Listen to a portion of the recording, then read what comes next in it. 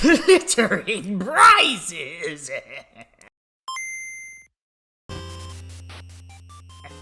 Alright, let's talk about gold and the D&D economy.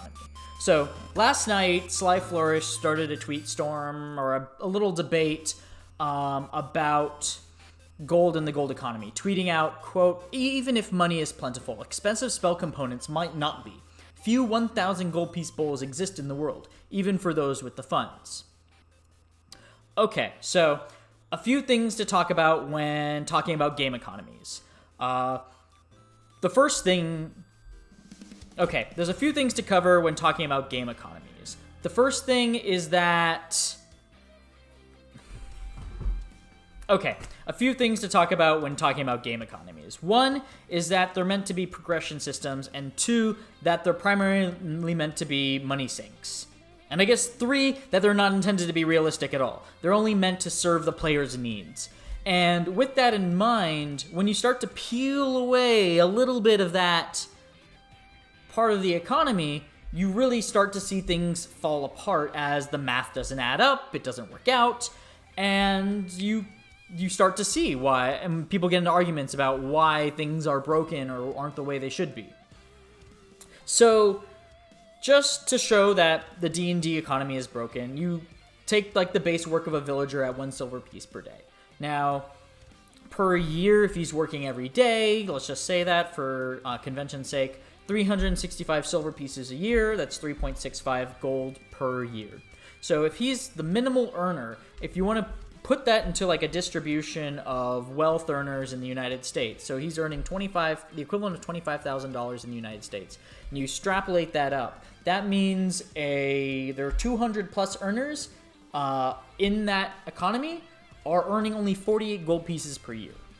Now, sure, that's a huge difference to your 3.6 earner, but when you look at like what items cost in the player's handbook, or what items cost in the DMG, or any other book that you're looking at, it just doesn't work.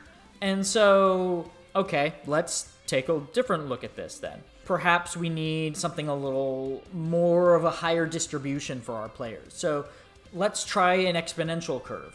Here are two of them, 1 and 2, and you can see some different ideas in terms of wealth distribution and what your top earners are earning.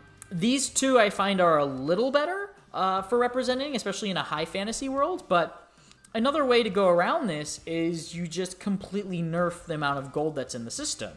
I would still, let's show option 3, where there is still gold in the economy, in the system, but it's a lot lower. And so things like a 1,000 gold piece bowl would still be expensive or hard to come by and require player efforts to retrieve. They're not going to find it in every single town. And so they might have to go to the big metropolis, find the legendary artisan to create that said bowl. And players loot. This is what's really breaking the economy. Everything you get from loot, so pretty much you put that into an economy, it breaks the economy. And we hand wave that because it's not fun or it's too complicated, unless you really want to explore that. Now, don't get me wrong, messing with economies can be really, really fun.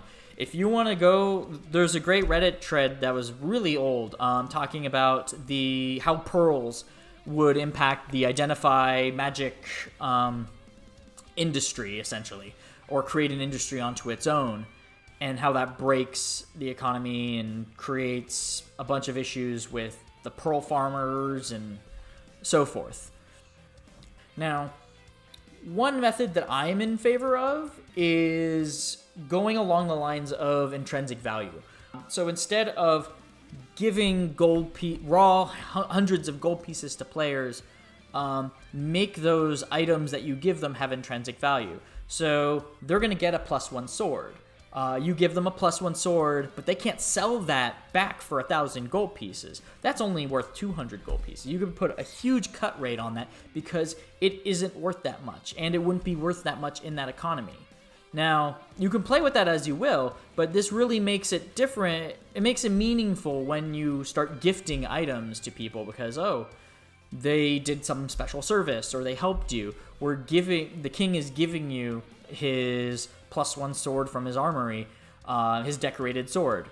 Now, that's a gift. That is something memorable that can be played on, it can be extrapolated with, and people can seek out these items of intrinsic value rather than, congratulations, you got a +1 sword.